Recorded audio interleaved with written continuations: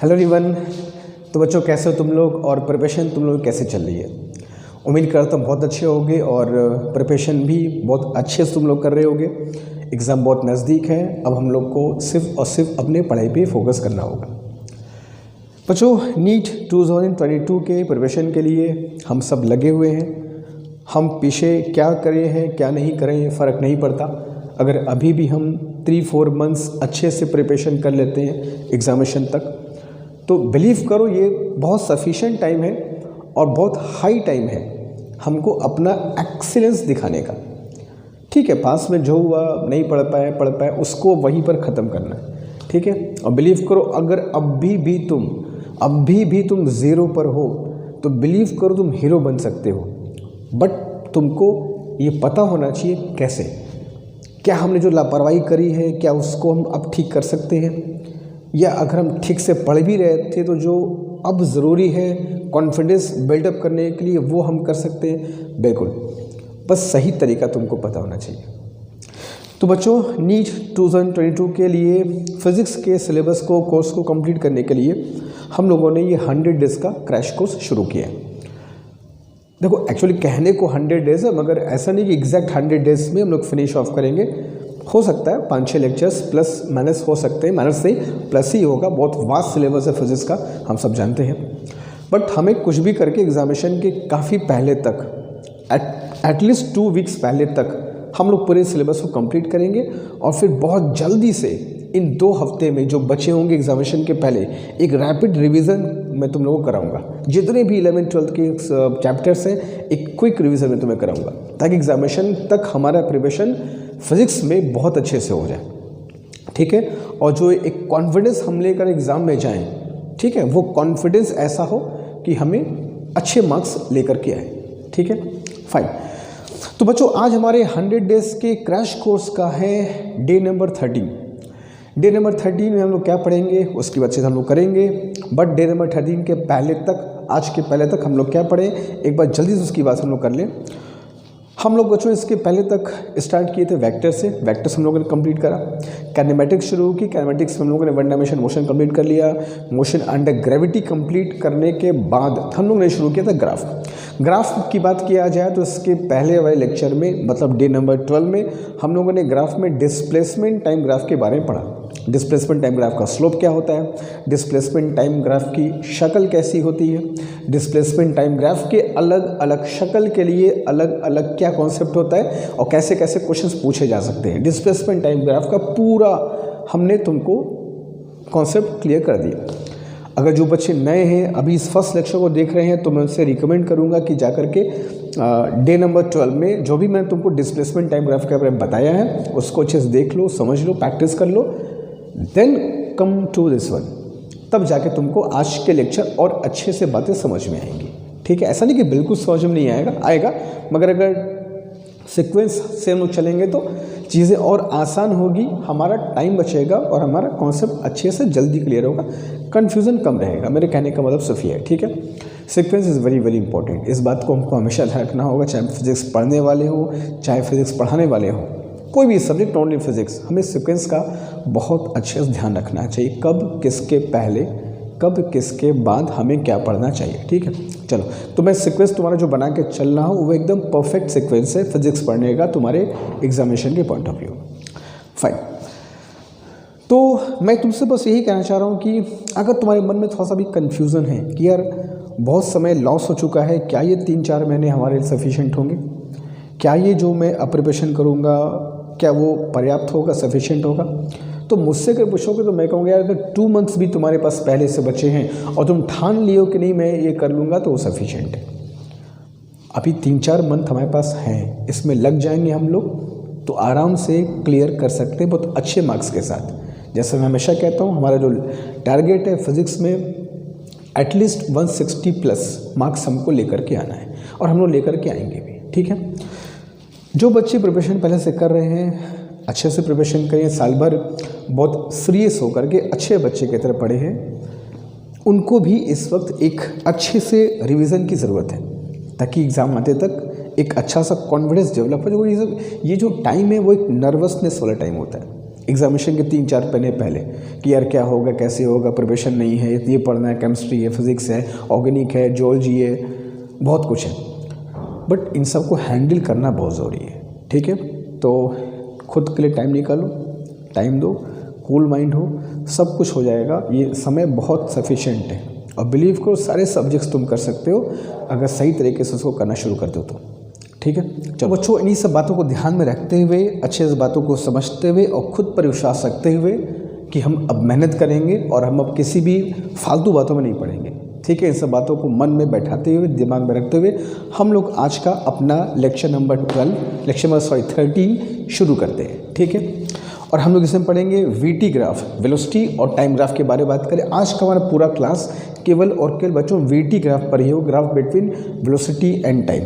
VT graph में बच्चों हम लोग को 2 चीज़ों को अच्छे से पढ़ना है, एक होता है स्लोप और दूसरा होता है एरिया।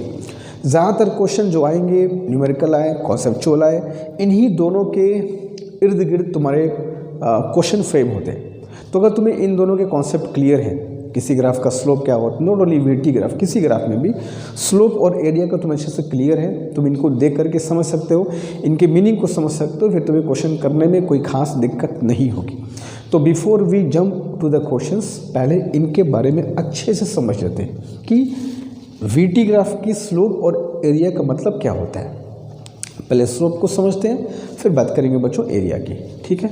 चलो, तो हम सबसे पहले बच्चों एक ग्राफ ड्रॉ करते हैं बिटवीन वेलोसिटी एंड टाइम, ठीक है। किसी पार्टिकल के वेलोसिटी और टाइम के बीच में एक हम ग्राफ प्लॉट करते हैं, फिर उसके स्लोप की बात करते हैं, उसका स्लोप क्या होता है, कैसे होता है, और स्लोप से हमको क्या कुछ सीखने को मिलता है, ठीक है। चलो, तो मैंने एक ग्राफ ड्रॉ कर दिया। वर्टिकल एक्सिस पर मैंने क्या लिया बच्चों, वेलोसिटी, और हॉरिजॉन्टल एक्सिस पर मैंने क्या लिया बच्चों, टाइम, ठीक है। अब ग्राफ वेलोसिटी और टाइम के बीच किसी पार्टिकल का ग्राफ कैसा बन सकता है। ग्राफ को कभी भी लोग कैटेगराइज नहीं कर सकते कि सर ये 4, 5, 10, 12 तरीके ग्राफ है, इसको हमको पढ़ लेना होगा, और ज़्यादातर क्वेश्चन वहीं से आते हैं, ठीक है। कुछ ग्राफ्स ऐसे हैं जो इम्पॉर्टेंट है, जिससे क्वेश्चंस आते हैं, बट फिर भी नंबर ऑफ ग्राफ्स इनफाइनाइट हो सकते हैं। किसी पार्टिकल के लिए टाइम और वेलोसिटी के बीच ग्राफ कैसा बनेगा, ये डिपेंड करता है पार्टिकल के मोशन पे। मोशन कैसा हो रहा है, मोशन में एक्सेलेरेशन है, मोशन में डी एक्सेलेरेशन है, वेलोसिटी कांस्टेंट है। तो अलग अलग टाइप के मोशन के लिए वेलोसिटी और टाइम ग्राफ भी तुमको अलग अलग शक्ल वाला मिलेगा। मतलब सीधी सी बात किया जाए तो मैं तुमको बस ये कहना चाहता हूँ बच्चों कि यहाँ जो शक्ल बनेगी उसको याद करने की, रटने की हमें कोशिश नहीं करना चाहिए, हमें उस ग्राफ को समझना होगा, ठीक है। तो यहाँ जो ग्राफ की शक्ल बनेगी वो डिपेंड करता है पार्टिकल का मोशन कैसा हो रहा है, और रियल मायने में ग्राफ पढ़ने का यही मतलब होता है कि अगर तुम ये सीख गए कि किस टाइप के मोशन के लिए ग्राफ का शक्ल कैसा बनता है, तो फिर तुम कहो कि हाँ मुझे ग्राफ आ गई है। या फिर इसका रिवर्स ग्राफ का शक्ल देखकर समझ जाओ कि भाई पार्टिकल का मोशन कैसे हो रहा होगा। तो ये जब तुम सीख जाओगे तो कहोगे हाँ भाई अब मुझे ग्राफ आ गया है और हम लोग अब क्वेश्चन आराम से कर सकते हैं। बस वही तुमको मुझको सिखाना है, बाकी सब कुछ तुमको पहले से पता है। देखो, तो चलो मैंने मन से अपने एक ग्राफ ड्रॉ कर लेता हूँ कुछ ऐसे, ठीक। अब यहाँ पर पे तुमको मैं 2 चीज़ बताता हूँ। जैसे इसके पहले वाले ग्राफ में, इसके पहले लेक्चर में डे नंबर 12 में तुमको मैं 2 चीज़ बताया था, इंस्टेंटेनियस और एवरेज वेलोसिटी, ठीक है, याद आ रहा है। तो जो बच्चे नहीं देखे इसलिए मैं एक बार जा कर के देख लोगे तो एवरेज और इंस्टेंटेनियस में एकदम तुमको डिफरेंस क्लियर हो जाएगा कि एवरेज कब कहेंगे और इंस्टेंटेनियस कब कहेंगे। अब यहाँ पर जो वीटी ग्राफ हमने ड्रॉ किया है, ठीक है, हम यहाँ पर तुमसे 2 चीज़ें तुमको बताना चाहेंगे या तुमसे पूछा जाएगा। सबसे पहली बात कि एवरेज एक्सेलरेशन, किसी पार्टिकल का एवरेज एक्सेलरेशन कैसे निकालेंगे सर। एवरेज एक्सेलरेशन का मतलब वही होगा जो एवरेज वेलोसिटी का हम लोग पढ़े थे इसके पहले वाले लेक्चर में। एक टाइम इंटरवल दिया जाएगा कि इतने सेकंड से लेकर के इतने सेकंड तक एवरेज एक्सेलरेशन बताओ कितना होगा। जैसे हमें कह दिया कि ग्राफ है एंड फ्रॉम टाइम t1, कोई टाइम तुमको दे दिया बच्चों t1, और फिर तुमको यहाँ कोई टाइम दे दिया let us suppose time is let us called t2, ठीक है। जैसे बोल दिया कि आई मीन 2 सेकेंड से 5 सेकेंड तक what is average acceleration, 3 second से 9 सेकेंड तक what is average acceleration, graph तुमको दिया रहेगा। तो हम लोग इस ग्राफ में इधर वेलोसिटीज़ की वैल्यू लिखी रहेगी, इधर टाइम की वैल्यूज़ लिखी रहेगी। अलग अलग टाइम पर अलग अलग वेलोसिटी कितनी है ग्राफ से पता कर सकते हैं। We all know how to read a graph. जैसे अलग अलग टाइम पर अलग अलग वेलोसिटी है तो कैसे पता करेंगे, एकदम बेसिक चीज़ बता रहा हूँ। जिसको बिल्कुल भी ग्राफ नहीं आता है, ग्राफ को पढ़ना तक नहीं आता, उसकी बात भी बता रहा हूँ। जैसे अलग अलग टाइम पर अलग अलग वेलोसिटी कैसे पता करेंगे। जैसे टाइम t1 है, t1 पर पार्टिकल की वेलोसिटी क्या है, फॉरगेट अबाउट एक्सेलरेशन। हम तो उससे पूछते हैं सिर्फ what is the velocity of particle at time t1। तो t1 टाइम के हम सामने आएंगे ऊपर की तरफ यहाँ पे, और यहाँ के ठीक सामने आ जाएंगे। We will get some velocity, let us call v1, ठीक है। तो t1 के सामने हमें पार्टिकल की बच्चों वेलोसिटी मिल गई, ठीक है, and this velocity is let us called v1। Similarly अब मैं तुमसे पूछता हूँ कि t2 टाइम पर पार्टिकल की वेलोसिटी क्या है। तो t2 मतलब 3 सेकेंड, 5 सेकेंड, 7 सेकेंड जो तुमको दिया हो। तो जो भी टाइम तुमको यहाँ पर दिया है जिस टाइम पर तुमको वेलोसिटी फाइंड करनी है, हम उस टाइम के ठीक ऊपर आएंगे, ग्राफ तक पहुँचेंगे और ठीक उसके सामने चेक कर लेंगे। ऐसे ही पता करते हैं किस टाइम पर क्या वेलोसिटी है। सिंपल तरीके ग्राफ को पढ़ने का। तो t2 टाइम पर वेलोसिटी क्या होगी, तुम सीधे आओगे, यहाँ पहुँचोगे और ठीक सामने यहाँ जाओगे। Late us call this is v2, ठीक है। तो तुमने कहा कि सर ये हमको t2 टाइम पर पार्टिकल की वेलोसिटी मिल गई, ठीक है, दिस इज t2।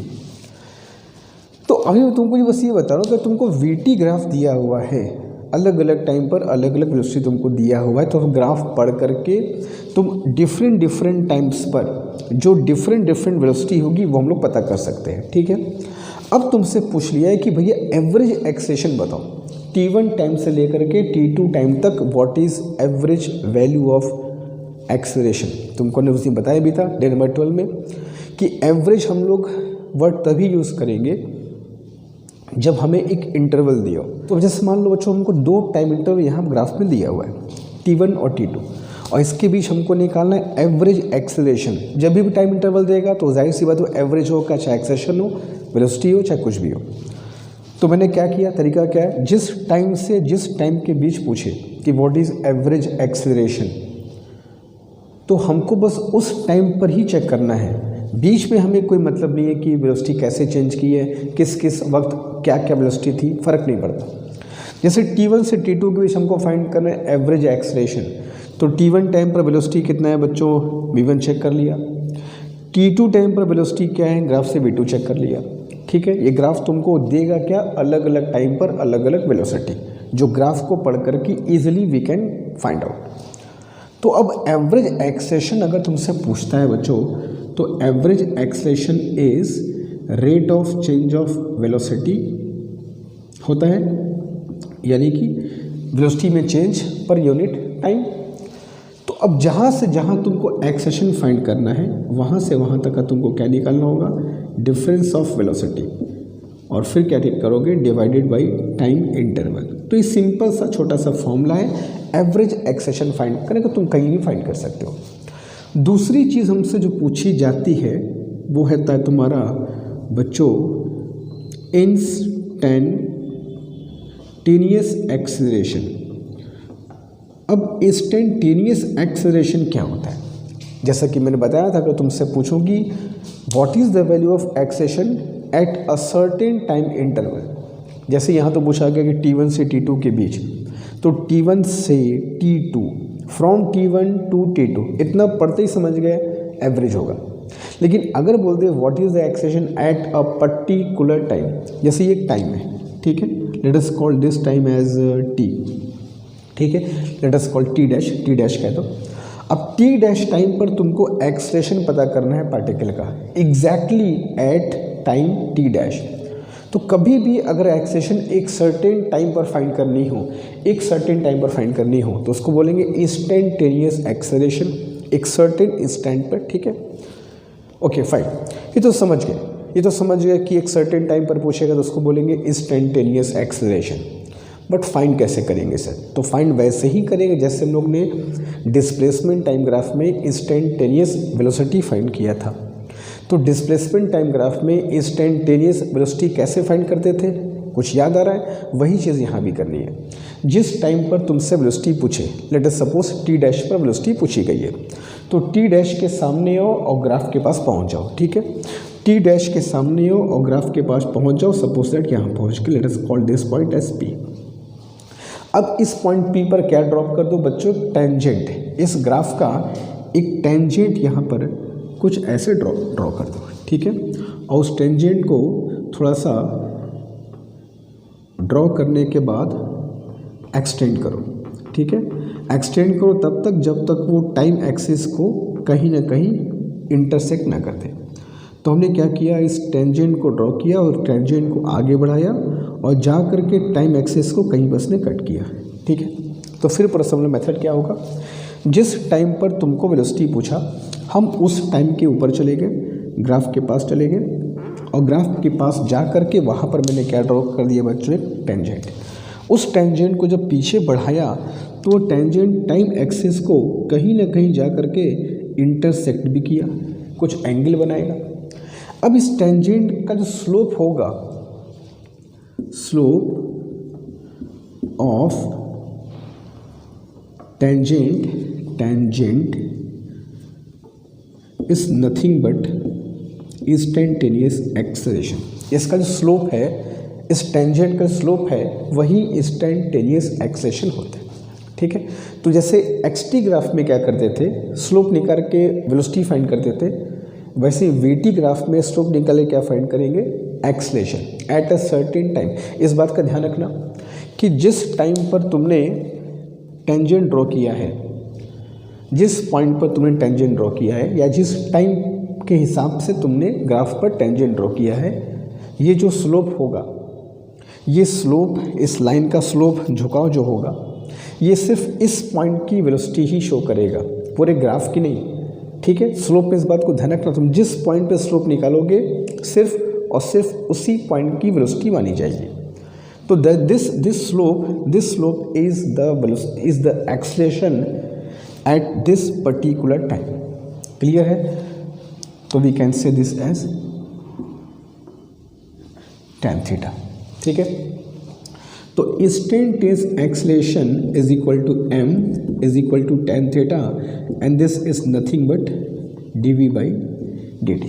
यही तुम्हारा क्या होता है? Differentiation dv by dt। ठीक है, क्लियर है? तो इस तरीके से बच्चों हम फाइंड कर सकते हैं किसी भी वीटी ग्राफ में एवरेज एक्सेलरेशन और इंस्टेंटेनियस एक्सेलरेशन। क्लियर है? ऐसे ही क्वेश्चन आएंगे।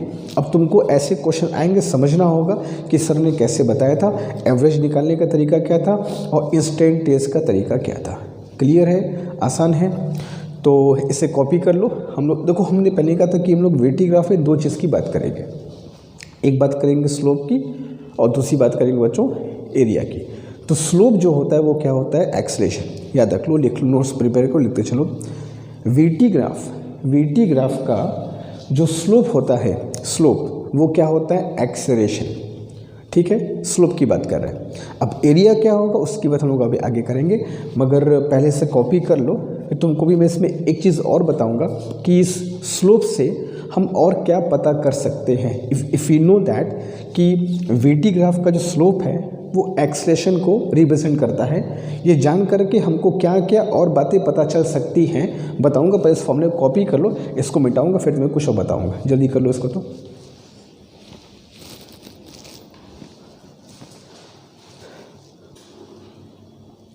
और अगर यहाँ तक जो तुमको मैं पढ़ाई हूँ, अगर इसमें कोई डाउट है, कोई प्रॉब्लम है, तो तुम उसको कमेंट बॉक्स में ज़रूर मेंशन करना। मैं देखूँगा, अगर होगा तो मैं तुमको उसका जवाब कमेंट के थ्रू ही बता दूँगा कि इसका आंसर ये होगा। नहीं हो पाएगा तो फिर नेक्स्ट डे 14 में जब मिलेंगे तो उसका आंसर मैं तुम लोग को बताऊँगा। ठीक है, बट जो भी डाउट्स हो इसके रिगार्डिंग मुझे ज़रूर तुम बता देना कि हाँ सर ये डाउट्स है, और अगर नहीं तो वो भी बता देना कि सर डाउट्स नहीं है, तो मुझको पता चल जाएगा कि भाई डाउट नहीं है, तो उसके हिसाब से हम लोग क्लास को फिर प्लान करेंगे। ठीक है, अच्छा, अब हम ये जब समझ चुके कि वीटी ग्राफ का स्लोप मतलब एक्सेलरेशन तो इससे हमको और क्या चीज़ें पता चल सकती हैं, जैसे मान लो बच्चों अगर हम एक ग्राफ ड्रॉ करते हैं बिटवीन वेलोसिटी वर्सेस टाइम, कुछ ऐसा, जैसे यहाँ पे ग्राफ था। तो अब मुझे ये पता है कि जो स्लोप होता है वो क्या होता है, एक्सेलरेशन। तो ग्राफ के अगर अलग अलग पॉइंट पर मैं स्लोप चेक करूँ तो मैं ये पाऊँगा कि इस ग्राफ का जो मैंने यहाँ बनाया है वो कोई भी देख कर कह सकता है कि सर ये जो अलग अलग पॉइंट्स है, for example this is point A, this is point B, this is point C. मैंने 3 अलग अलग ग्राफ पर पॉइंट चूज़ कर लिए। अब मैं तुमसे पूछूं कि भाई इन तीनों पॉइंट्स के पर जो स्लोप है उनके बारे में तुम्हारा क्या ख्याल है, तो कोई भी देख कर कहेगा ये स्लोप जो है सर वो इंक्रीजिंग ऑर्डर के में है।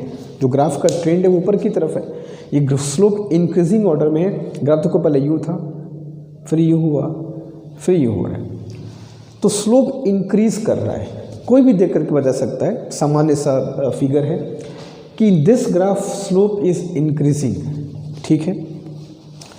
और स्लोप मतलब क्या होता है, एक्सेलरेशन। तो इस ग्राफ को हम देख कर कह सकते हैं कि पार्टिकल हैज़ एक्सेलरेशन, और वो acceleration is increasing, acceleration is increasing, ठीक है। तो स्लोप देख कर पता कर सकते हैं कि पार्टिकल में एक्सेलरेशन तो है मगर वो कांस्टेंट नहीं है। The particle has increasing acceleration, particle is not moving with constant acceleration, it is moving with increasing acceleration, ठीक है। सिमिलरली मान लो अगर मैं बच्चों एक ग्राफ ड्रॉ करता हूं बिटवीन वेलोसिटी वर्सेस टाइम, कुछ ऐसा ग्राफ ड्रॉ करता हूँ।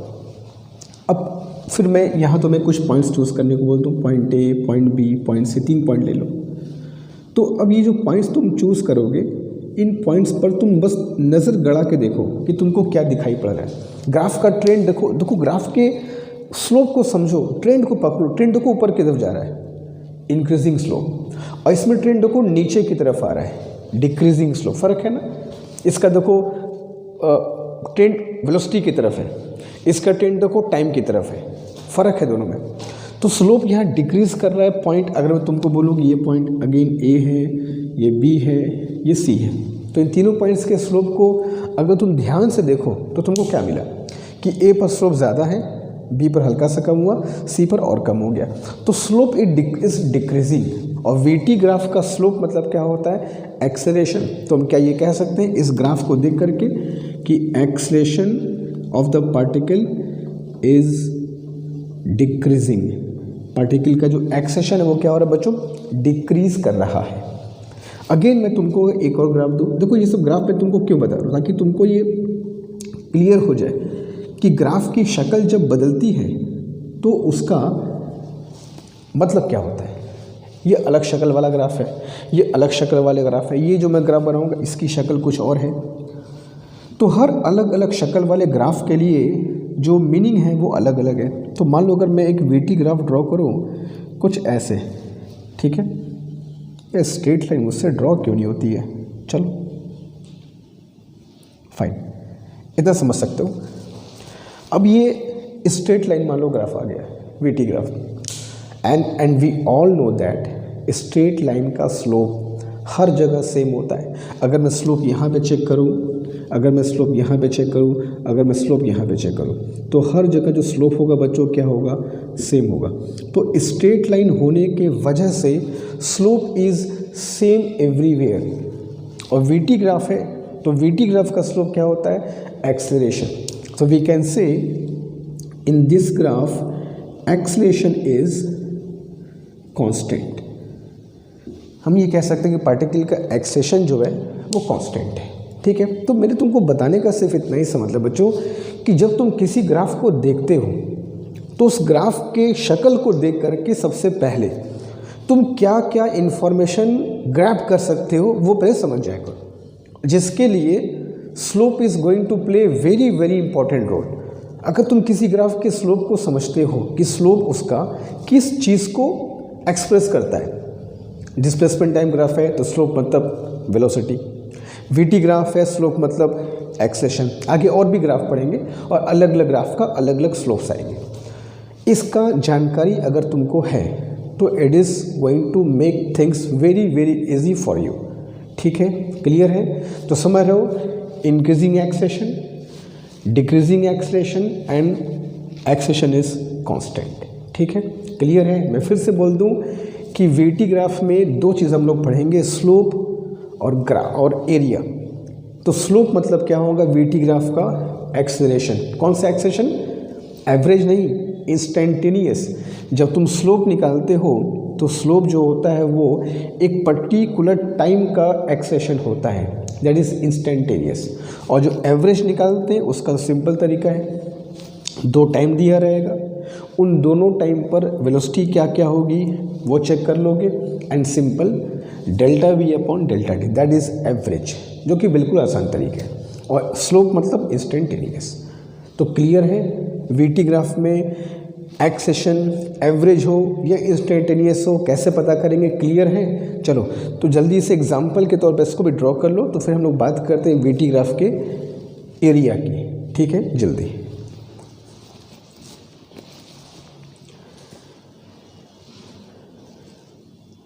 अभी जितने भी ग्राफ्स हम लोग पढ़ेंगे बच्चों, इन सारे ग्राफ में तुमको बताऊंगा कि हम लोग हर ग्राफ में स्लोप को पढ़ेंगे और देखेंगे हर ग्राफ में स्लोप का अलग अलग क्या मतलब होता है। ऐसा नहीं कि हर ग्राफ का स्लोप का कुछ ना कुछ एक फिजिकल सिग्निफिकेंस होता ही हो, कुछ ग्राफ में फिजिकल सिग्निफिकेंस नहीं होता है, तो उसकी बात हम लोग नहीं भी करेंगे।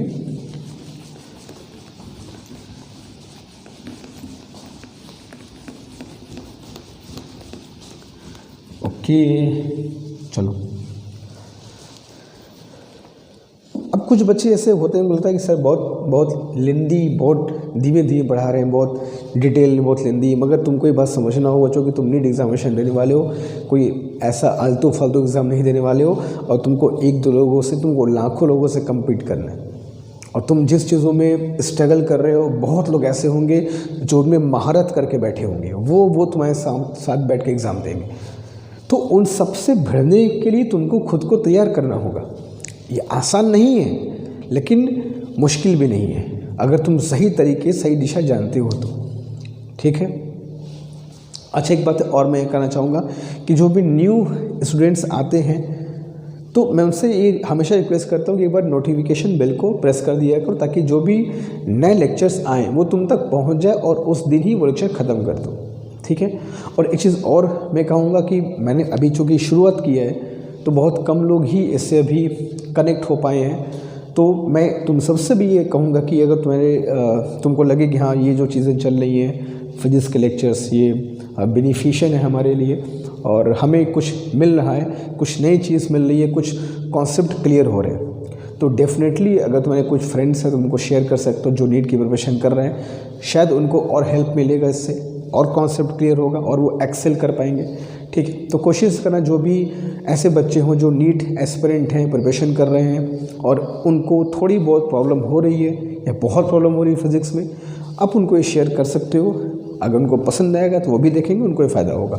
ठीक है, अगर कोई प्रॉब्लम है तो उसको तुम बताओ, कमेंट में उसको मेंशन करो, मैं देखूंगा उस पर क्या प्रॉब्लम, उसका क्या बेस्ट पॉसिबल सोल्यूशन हो सकता है। ठीक, कुछ भी करके हमें अच्छा मार्क्स लेकर के आना है तो लेकर के आना है।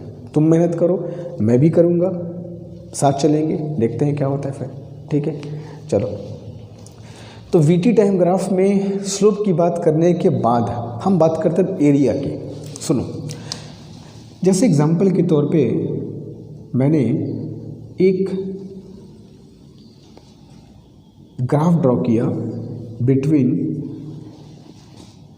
Velocity and time. ठीक है, अब इस ग्राफ को भी तुमको समझाऊंगा पहले। ठीक है, ग्राफ क्या है, कैसे है, अलग तुमको समझना पड़ेगा। ठीक है,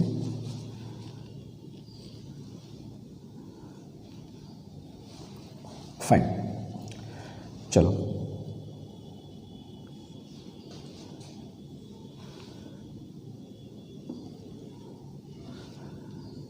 अब इसका एरिया वगैरह फाइंड करने के पहले मैं तुमको इस ग्राफ का मतलब बताऊँ, ग्राफ का मतलब क्या है, ठीक है। XT VT ग्राफ में डिफरेंस क्या होता है, और हर ग्राफ को देखो, हमें हमेशा एक ही बात का है कि ग्राफ के क्वेश्चन अगर तुम चाहते हो अच्छे से सॉल्व करें तो तुमको इन ग्राफ के बारीकियों को समझना होगा। ऊपर जाने का मतलब क्या है, नीचे आने का मतलब क्या है, ये मतलब ही तुम्हें क्वेश्चन सॉल्व कराएगा, वरना कुछ नहीं है ये ग्राफ। जिस बच्चे ने इनके मीनिंग्स नहीं जाने कि ऊपर गया तो क्या मतलब है, टाइम को क्रॉस किया तो क्या मतलब है, दूसरी बार क्रॉस किया तो क्या मतलब है, अगर तुम इन सब का मतलब नहीं जानोगे तो फिर तुम हमेशा कन्फ्यूज़न में रहोगे। And once you understand the ups and down of the curve तो फिर तुम्हारे लिए चीज़ें बहुत आसान हो जाएंगी। वही मैं तुमको समझाऊंगा, बाकी सब कुछ तुम खुद कर लोगे ऐसा मैं मानता हूँ, ठीक है। देखो अब इस ग्राफ को पहले पढ़ेंगे। ये ग्राफ है किसके बीच, तो बच्चों ये ग्राफ है टाइम और वेलोसिटी के बीच। इससे क्या मिलेगा हमको, इससे अलग अलग टाइम पर अलग अलग वेलोसिटी हमको मिलेगी। जैसे ये है t = 0। अब t = 0 पर पार्टिकल की वेलोसिटी 0 है, ऐसा हमको दिखाई दे रहा है, ठीक है। t = 0 पर पार्टिकल स्टार्टिंग विथ रेस्ट। यहाँ से टाइम आगे बढ़ रहा है, वेलोसिटी भी आगे बढ़ रही है, वेलोसिटी आगे बढ़ रही है, वेलोसिटी आगे बढ़ने को वेलोसिटी इंक्रीज़ कर रही है, ठीक है। तो टाइम के बढ़ने के साथ साथ velocity is increasing increasing increasing increasing. यहाँ पर वेलोसिटी क्या होगी बच्चों, मैक्सिमम। वेलोसिटी बढ़ते बढ़ते क्या होगी, मैक्सिमम। अब इसके बाद वेलोसिटी क्या हो रहा है, डिक्रीज़ कर रहा है, डिक्रीज़ कर रहा है, डिक्रीज़ कर रहा है, वेलोसिटी घट रही है, वेलोसिटी घट रही है, लेकिन पार्टिकल पीछे नहीं आ रहा है, पार्टिकल फॉरवर्ड ही जा रहा है, ठीक है। इस टर्न का मतलब ये मत समझना कि पार्टिकल इज कमिंग बैकवर्ड। इस टर्न का मतलब है कि वेलोसिटी डिक्रीज़ कर रहा है मगर पार्टिकल अभी भी आगे जा रहा है। जैसे अब तुमको मैं इसका एग्जांपल समझाता हूँ, शायद तुम इसको अच्छे से कोरिलेट कर पाओगे। तुम साइकिल पर बैठे, इस पॉइंट पर तुम साइकिल पर बैठे, तुमने साइकिल पर पैडल मारा और मारा, तेज़ मारा, खूब तेज़ मारा, और साइकिल की वेलोसिटी क्या हो रही है, बढ़ रही है। तुम पैडल मारे जा रहे हो और साइकिल की स्पीड बढ़ रही है, खूब मार रहा हो, साइकिल की स्पीड बढ़ रही है, साइकिल आगे भी जा रही है, सब कुछ ठीक ठाक चल रहा है। पैडल मारते मारते तुम थक गए, इस पॉइंट पर तुम थक गए और पैडल मारना बंद कर दिए। जब साइकिल के पैडल मारना बंद कर दोगे तो क्या साइकिल वहाँ रुक जाती है? सोचो क्या होता है, बस सोचो, तुमको इस ग्राफ का मतलब समझ में आ जाएगा। तुम साइकिल पैडल मारो, पैडल में 2-3 मिनट तक खूब जान लगा के पैडल मार दो, पूरा पसीने पसीने हो जाओ, खूब मार दो, थक जाओगे। और थक जाके पैडल जब मारना बंद कर दोगे तो सोचो क्या होता है। जब तुम थक करके पैडल मारना बंद कर देते हो तो क्या साइकिल वहीं पर रुक जाती है? Obviously not, obviously not. जब तुम पैडल मारना बंद कर देते हो उस वक्त के बाद भी कुछ दूर तक साइकिल जाती है, क्योंकि जो पहले की वेलोसिटी है वो अभी भी साइकिल के पास है। तुमने पैडल मारना बंद कर दिया है, वेलोसिटी घटेगी because of friction on the road, लेकिन साइकिल पीछे नहीं आएगा। वही केस यहाँ पर पे है। तुमने यहाँ पर साइकिल पैडल मारना बंद कर दिया और साइकिल की स्पीड घट रही है, but cycle is going forward. तो ये जो ग्राफ टर्न ले रहा है ये बताता है वेलोसिटी डिक्रीज कर रही है, न कि पार्टिकल्स कमिंग बैकवर्ड। हाँ, अगर मैं ये तुमको ग्राफ, जैसे कल मैं तुमको एक ग्राफ बताया था डिस्प्लेसमेंट और टाइम के बीच, कल मतलब डे नंबर 12 में, ठीक है, अगर तुमको याद हो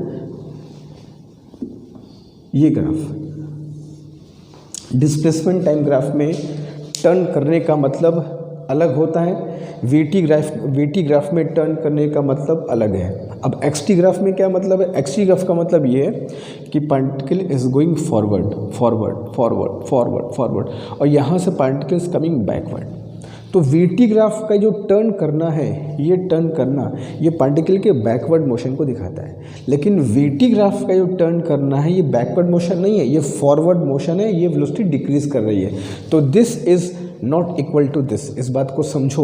वो एक्सटी ग्राफ है, ये वीटी ग्राफ है, ठीक है, क्लियर है।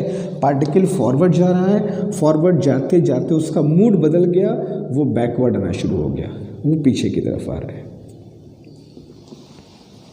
यहाँ पार्टिकल फॉरवर्ड जा रहा है, स्पीड बढ़ रही है, स्पीड बढ़ रही है, स्पीड घट रही है, मगर बैकवर्ड जा रहा है, ठीक है। जब ये पार्टिकल घटते घटते, पार्टिकल की स्पीड घटते घटते, देखो यहाँ पे स्पीड क्या होगी बच्चों? 0 होगी। अच्छा, इस ग्राफ में स्पीड कहाँ 0 होती है? फॉरवर्ड गया, फॉरवर्ड गया, फॉरवर्ड गया, फॉरवर्ड गया, यहाँ पे स्पीड 0 होगी, नीचे आना। तो यहाँ जो ये वाला वैल्यू है ये वाला पॉइंट है वो इस पॉइंट को यहाँ शो करता है, ठीक है। वहाँ पर वेलोसिटी 0 होती है, यहाँ पर वेलोसिटी यहाँ 0 होती है। यहाँ पर पार्टिकल इस पॉइंट के बाद बैकवर्ड मोशन करता है, यहाँ पर टाइम एक्सिस को जब क्रॉस करोगे तो बैकवर्ड मोशन शुरू होता है। क्लियर है?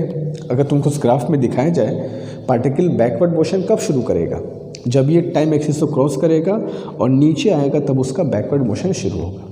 तो जो चीज़ यहाँ पर होती है एक्सटी ग्राफ में, वो चीज़ यहाँ पर होती है वीटी ग्राफ में। फ़र्क समझो दोनों में, बहुत बारीक फ़र्क समझा रहा हूँ। यही सब तुमको जानना है, बाकी और कुछ नहीं है।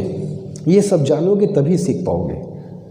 क्लियर है? चलो तो फिर तुमको समझाऊँ कि particle is going forward and velocity is increasing. यहाँ पर पहुँच गया, वेलोसिटी बिकम्स मैक्सिमम। इसके नीचे आओगे तो velocity is decreasing but particle is still going forward. Velocity decrease करते करते करते करते करते यहाँ पर पहुँच के वेलोसिटी क्या हो गई 0 और साइकिल रुक गई, ठीक है। और जब ये रुक गया तो जब ये ग्राफ टाइम एक्सिस को क्रॉस करेगा, इसका मतलब अब particle is going backward. Particle backward जा रहा है, बैकवर्ड जा रहा है। उसकी स्पीड बैकवर्ड डायरेक्शन में बढ़ रही है। बढ़ते बढ़ते स्पीड क्या होगी मैक्सिमम। अब स्पीड घट रही है, मगर पार्टिकल कहाँ जा रहा है बैकवर्ड डायरेक्शन में। घटते घटते स्पीड क्या होगी 0 हो गई। तो यहाँ से लेकर के यहाँ तक, यहाँ से लेकर के यहाँ तक उसका मोशन कहाँ है बैकवर्ड डायरेक्शन में है। फिर पार्टिकल मूव करके फॉरवर्ड डायरेक्शन में जा रहा है, स्पीड बढ़ रही है, स्पीड बढ़ रही है, स्पीड बढ़ रही है, स्पीड घट रही है मगर फॉरवर्ड डायरेक्शन में ही है। तो जब तक ग्राफ ऊपर है वो फॉरवर्ड मोशन को शो करता है, जो ग्राफ का हिस्सा नीचे है वो बैकवर्ड मोशन को शो करता है वीटी ग्राफ में। जबकि एक्सटी ग्राफ में ये फॉरवर्ड, ये बैकवर्ड, ये फॉरवर्ड, और वीटी ग्राफ में ये पूरा फॉरवर्ड और जो नीचे वाला पार्ट है वो बैकवर्ड।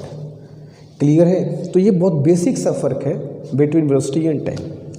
अब जैसे तुमको मैंने बताया था इसकी जो पहले वाला हम लोग क्लास पढ़े थे डिस्प्लेसमेंट टाइम ग्राफ, तुमको मैंने वहाँ बताया था कि अगर तुमसे कोई पूछे इस ग्राफ में एक्सटी ग्राफ में पार्टिकल कितनी बार टर्न लिया है, टर्न, तो ग्राफ देखो 1 बार 2 बार टर्न लिया है, तो 2 बार टर्न लेगा ग्राफ, तो पार्टिकल भी 2 बार टर्न लेगा, दिस एंड दिस, ठीक है। अब यहाँ पर तुमसे पूछे पार्टिकल कितनी बार टर्न लिया, जितनी बार टाइम एक्सिस को क्रॉस करेगा, वीटी ग्राफ की बात कर रहा हूँ। एक्सटी ग्राफ में तो जितनी बार ग्राफ टर्न करेगा उतनी बार पार्टिकल टर्न करेगा, 1 बार 2 बार, फॉरवर्ड से बैकवर्ड, बैकवर्ड से फॉरवर्ड, 2 बार टर्न किया, आगे जा रहा था लौट के पीछे आ गया, पीछे गया फिर लौट के आगे गया, 2 बार टर्न किया, साफ दिखाई दे रहा है। तो एक्सटी ग्राफ में जब ग्राफ टर्न करता है तो पार्टिकल भी टर्न करता है, ठीक है। मगर वीटी ग्राफ में ऐसा नहीं है। वीटी ग्राफ में जब ग्राफ टर्न करता है तब पार्टिकल टर्न नहीं करता है, जब ग्राफ टाइम एक्सिस को क्रॉस करता है तब पार्टिकल टर्न करता है, क्योंकि इसका जो यहाँ पर है इसका वो यहाँ पे होता है। इस बात को ध्यान रखना। अगर तुमसे मैं पूछूं कि यहाँ पर पार्टिकल की वेलोसिटी कहाँ कहाँ 0 है, ओके सर यहाँ 0 है और यहाँ 0 है, यहाँ पे कब कब 0 है, एक बार यहाँ 0 है, एक बार यहाँ मत बोलो, यहाँ तो वेलोसिटी मैक्सिमम है, ठीक है। फ़र्क समझो दोनों में। तो ये वो जो बेसिक सा फ़र्क है वही कन्फ्यूज़न क्रिएट करता है बच्चों के बीच। ग्राफ नहीं पता क्या मतलब होता है, कैसे पढ़े, यहाँ कुछ मतलब वहाँ कुछ मतलब, कन्फ्यूज़न हो गया सर, अरे सर वो तो टर्न किया उसका वो था उसका। कॉन्सेप्ट क्लियर नहीं है, तरीके नहीं पता है, ये सब चीज़ें बताने वाला कोई नहीं है, सब ऊपर ऊपर बता के निकल गए, जल्दी जल्दी पढ़ाना है, कोर्स कंप्लीट करना। मगर ऐसा नहीं, मैं ऐसा नहीं करता हूँ। मेरा काम सिखाना है, मैं सिखाऊंगा चाहे 1 लेक्चर हो चाहे 10 लेक्चर हो, 20 से फ़र्क नहीं पड़ता। जब तक नहीं सिखाऊंगा मैं वीडियोस बनाता रहूँगा, ठीक है। ठीक है, हमारा काम है, हमें क्रैश कोर्स है, हमें कंप्लीट करना, करेंगे, मगर सीखते चलेंगे, भागेंगे नहीं। भागने के लिए दुनिया भाग रही है, हम क्यों भागें? हम सबसे डिफरेंट बनेंगे, हम समझते हुए चलेंगे, पढ़ते हुए चलेंगे। जब तक नहीं आएगा तब तक इसको पढ़ते चलेंगे, ठीक है। नीट एग्जामिनेशन है, क्वालिफाई करेंगे, जो होगा देखा जाएगा, ठीक है। मगर मन से पढ़ेंगे, सही तरीके से पढ़ेंगे। मेन कहने का मतलब ये है, गलत तरीका इख्तियार नहीं करेंगे, ठीक है। तो मेरे ख्याल से बात समझ में आई होगी, ठीक है। तो वीटी ग्राफ में बच्चों मैं फिर से बता दूँ, वेलोसिटी इंक्रीज कर रही है, वेलोसिटी मैक्सिमम हो गया, वेलोसिटी डिक्रीज कर रही है, वेलोसिटी 0 हो गया एंड पार्टिकल अब देखो बैकवर्ड डायरेक्शन में आ गया, फिर बैकवर्ड डायरेक्शन का मुड़ के फॉरवर्ड। तो वीटी ग्राफ में जो हिस्सा टाइम एक्सिस के ऊपर होता है उसमें मोशन फॉरवर्ड डायरेक्शन में होता है, और जो हिस्सा टाइम एक्सिस के नीचे होता है उसमें मोशन बैकवर्ड डायरेक्शन में होता है वीटी ग्राफ में। जबकि एक्सटी ग्राफ में क्या होता है, एक्सटी ग्राफ में जब ग्राफ टर्न करता है तो उसके हिसाब से फॉरवर्ड बैकवर्ड होता है, फॉरवर्ड बैकवर्ड फॉरवर्ड। क्लियर है? चलो एक दो चीज़ तुमसे मैं और पूछूंगा। जैसे मान लो मैं तुमसे एक और क्वेश्चन पूछूं, ये वीटी ग्राफ है, सॉरी ये एक्सटी ग्राफ है, मैं तुमसे पूछा ऐसे पार्टिकल कितनी बार रेस्ट में आया, तो एक्सटी ग्राफ में हम लोग उस वाले क्लास में क्या पढ़े थे, जब टर्न लेगा तो रेस्ट में आता है, तो 2 बार टर्न लिए 2 बार रेस्ट में आया। अब अगर तुमसे मैं यही ग्राफ ऐसे बनाऊँ, वी टी ग्राफ ऐसे, और फिर तुमसे पूछूं कि पार्टिकल कितनी बार टर्न लिया, इसमें कितनी बार टर्न लिया, 1 और 2 बार, ये वही ग्राफ है लेकिन v और t के बीच है। क्वेश्चन वही पूछ रहा हूँ, पार्टिकल कितनी बार टर्न लिया, कहोगे सर 1 बार भी नहीं। वेलोसिटी इंक्रीज कर रहा है गोइंग फॉरवर्ड, वेलोसिटी डिक्रीज कर रहा है गोइंग फॉरवर्ड, वेलोसिटी इंक्रीज कर रहा है गोइंग फॉरवर्ड। तो जब तक टाइम को नहीं क्रॉस करेगा वो वेलोसिटी ज़ीरो नहीं होगी और वो बैकवर्ड डायरेक्शन में नहीं आएगा। ठीक है, going forward going forward going forward. तो समझो एक्सटी ग्राफ का क्या मतलब, वीटी ग्राफ का क्या मतलब है। यहाँ वेलोसिटी कितनी बार ज़ीरो है, सर 1 और 2 बार ज़ीरो है। यहाँ कितनी बार ज़ीरो है, सर 1 बार भी ज़ीरो नहीं है। घट रहा था, घटते घटते घटते घटते फिर बढ़ना शुरू हो गया। हाँ, अगर मैं ये कह दूँ, अगर ये ग्राफ इसको टच कर जाए, इसको टच करके ऐसे हो जाए, तब क्या कहोगे, तब को हाँ सर 1 बार वेलोसिटी ज़ीरो हुई है, velocity increasing decreasing decreasing decreasing decreasing decreasing zero, फिर इंक्रीजिंग। तो जब टाइम को टच करेगा तब वो ज़ीरो होगा वेलोसिटी, और यहाँ पे जब वो टर्न करेगा तभी ज़ीरो हो जाएगा। फ़र्क है। अच्छा, यहाँ में कितनी बार टर्न किया, यहाँ पर भी टर्न 1 बार भी नहीं किया है। वेलोसिटी इंक्रीज़ कर रही है, डिक्रीज़ कर रही है, डिक्रीज़ कर रही है, ज़ीरो हो गया, रुक गया मगर फिर आगे चला गया, रुक गया मगर पीछे आने के बजाय आगे चला गया। तो यहाँ पर भी टर्न नहीं है, स्टॉप हुआ है, 1 बार स्टॉप हुआ है मगर टर्न नहीं किया है, सीधा निकल गया आगे की तरफ। सिमिलरली अगर मैं तुमको एक और दूसरा ग्राफ दूँ V और T, और फिर तुमसे पूछूं कि ये अब कहाँ कितनी बार टर्न किया, तब कहोगे हाँ सर ये 1 और 2 वीटी ग्राफ है। वीटी ग्राफ जब टाइम एक्सिस को क्रॉस करेगा तभी टर्न माना जाएगा। तो 1 और 2 बार टर्न किया है। ठीक है, यहाँ पर भी 1 और 2 बार टर्न किया है, यहाँ पर 1 बार भी टर्न नहीं किया, वेलोसिटी ज़ीरो हुई है। अच्छा, यहाँ वेलोसिटी कितनी बार ज़ीरो है, 1 बार तो कोई यहाँ पे ज़ीरो है, 1 बार यहाँ पे, 2 बार ज़ीरो है। यहाँ पे कितनी बार ज़ीरो है, 1 बार। यहाँ कितनी बार ज़ीरो है, 2 बार। तो एक्सटी ग्राफ वीटी ग्राफ को देखो, समझो, उसके मीनिंग को समझो कि टर्न किया तो क्या मतलब है एक्सटी ग्राफ में, टर्न किया तो क्या ग्राफ मतलब वीटी ग्राफ में। कब उसको रेस्ट में बोलेंगे एक्सटी ग्राफ में, कब उसको रेस्ट में बोलेंगे वीटी ग्राफ में। कब पार्टिकल का बैकवर्ड मोशन होगा एक्सटी ग्राफ में, कब पार्टिकल का बैकवर्ड होगा वीटी ग्राफ में। ये तुमको जानना बहुत ज़रूरी है, नहीं तो बिल्कुल कॉन्सेप्ट क्लियर नहीं होगा। बस पढ़ते चलोगे और गलतियां करते चलोगे, कभी नहीं आएगा, कभी भी नहीं आएगा। बात समझ रहे हो? तो जो बता रहा हूँ बहुत धीमे धीमे, बहुत ध्यान से बातों को समझो और अप्लाई करो। ठीक है, चलो फाइन। तो मेरे ख्याल से अब बात समझ में आ गया होगा कि सर ये क्या बताना चाह रहे हैं। अब तुमको बताता हूँ बच्चों, मैं इसका एरिया कैसे फाइंड करेंगे। ठीक है, या इसका जो एरिया फाइंड करेंगे उसका मतलब क्या होगा। सपोज दैट ये है टाइम बच्चों T1 और ये है T2, ये है T3, ये है T4।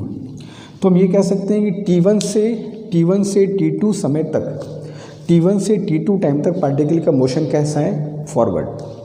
T2 से T3 क्या है, पार्टिकल का मोशन बैकवर्ड। और T3 से T4 क्या है, मतलब कुछ पार्टिकल ऐसे गया होगा, फिर लौट करके पीछे आया होगा, फिर लौट करके आगे गया होगा, ऐसे। ठीक है, अब हमें इसका एरिया फाइंड करना है ऑन टाइम एक्सिस। तो हम लोग क्या करते हैं, जो वीटी ग्राफ है बच्चों, इस वीटी ग्राफ का टाइम एक्सिस पर एरिया फाइंड कर लेते हैं। Will find its area on time axis, कुछ ऐसे।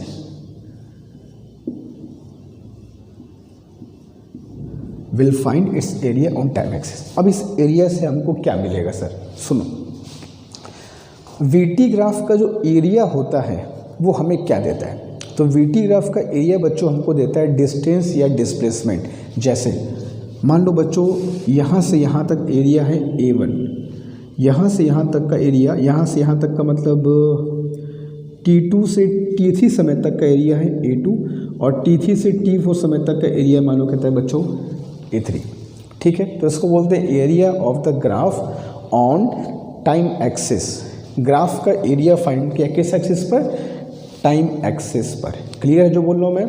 Area of the graph on time axis, ये मैंने फाइंड किया है। अभी जो एरिया ऑफ द ग्राफ है ऑन टाइम एक्सिस, ये है क्या? ये दो एरिया तुमको मिलेगा। एक हिस्सा होगा टाइम एक्सिस के ऊपर और एक हिस्सा होगा टाइम एक्सिस के नीचे। हमें पता है कि पार्टिकल यहाँ से तक फॉरवर्ड गया है, यहाँ से तक बैकवर्ड आया है, फिर यहाँ से फॉरवर्ड है। इस मोशन को जरा यहाँ समझो। पार्टिकल 10 मीटर आगे गया, 2 मीटर पीछे आया और फिर 3 मीटर आगे चला गया। डिस्टेंस कितना ट्रेवल किया? हम सब जानते हैं डिस्टेंस का मतलब टोटल लेंथ जो कवर होता है।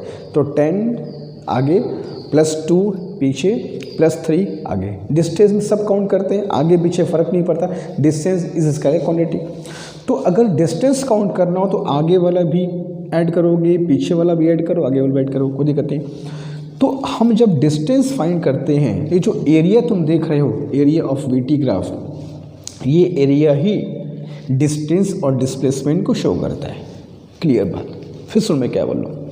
वीटी ग्राफ का area on time axis will give you distance and displacement. कैसे? अगर डिस्टेंस फाइंड करनी होगी, अगर बच्चों हमको डिस्टेंस फाइंड करनी होगी, डिस्टेंस ट्रैवल्ड फाइंड करनी होगी, तो उसके लिए सारा का सारा एरिया हम ऐड करेंगे, क्योंकि डिस्टेंस के लिए फ़र्क नहीं पड़ता कि तुम्हारा फॉरवर्ड मोशन है कि बैकवर्ड मोशन है कि फॉरवर्ड है क्या। डिस्टेंस में आगे जाओगे तो भी काउंट करेंगे, पीछे जाओगे तो भी काउंट करेंगे। Distance is a scalar quantity. तो जितना भी एरिया देख रहे हो ऑन वीटी ग्राफ, उन सबको ऐड कर दो। तो ऐड करने पर जो वैल्यू आएगी वही तुम्हारा क्या होगा? Distance travelled. हाँ, अगर डिस्प्लेसमेंट की बात करोगे,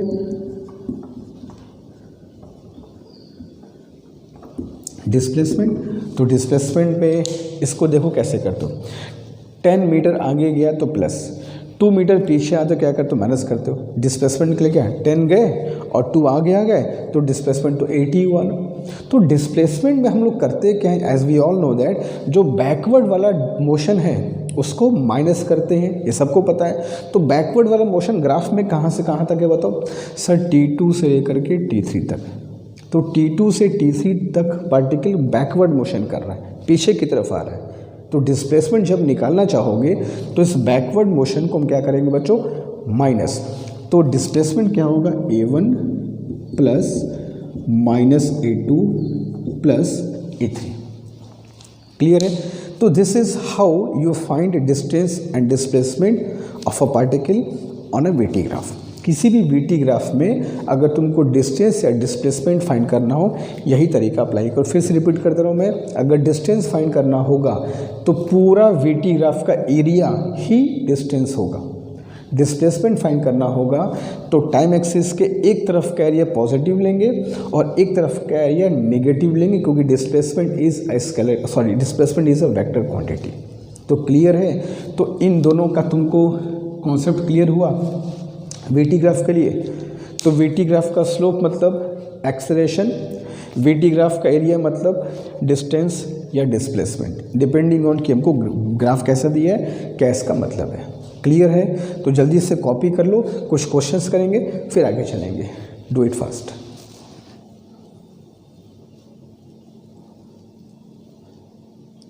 ओके, तो आज हम लोग बच्चों में क्लास यहाँ पे स्टॉप करेंगे, क्योंकि वीटी ग्राफ पे जो क्वेश्चंस हैं जो एग्ज़ाम में आते हैं, जैसे एग्ज़ाम में आते हैं वो हम लोग एक सेपरेट वीडियो में, एक सेपरेट लेक्चर में, यानी कि डे नंबर 14 में करने वाले हैं। आज नहीं, आज तुमको सिर्फ मुझको बताना था कि भाई वीटी ग्राफ होता क्या है, एक्सेलरेशन कैसे फाइंड करते हैं, एरिया कैसे फाइंड करते हैं, एक एक्सटी वीटी ग्राफ जो शक्ल एक जैसे होती है लेकिन उनमें फ़र्क क्या है। एक्सटी ग्राफ का शक्ल भी वैसा ही है, वीटी ग्राफ का शक्ल भी वैसे ही, मगर फ़र्क क्या है दोनों में।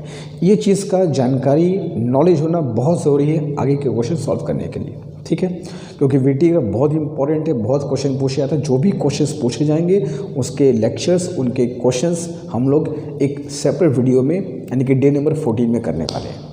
ठीक है, आज इस क्लास को देखो, समझो, एक बार नहीं, 2 बार नहीं, जितनी बार तुमको लगे मुझको देखना चाहिए उसको देखो, समझो और नोट्स बनाओ। अगर कुछ डाउट है तो उसको मेंशन करो, कमेंट में बताओ कि सर यहाँ पे डाउट है, उसको बताइए। नेक्स्ट क्लास में जब मैं आऊँगा तो उस पर क्वेश्चन, हम लोग को इस पर क्वेश्चन करना ही है, वीटी ग्राफ पे हम लोग को नेक्स्ट क्लास में क्वेश्चन करना ही है।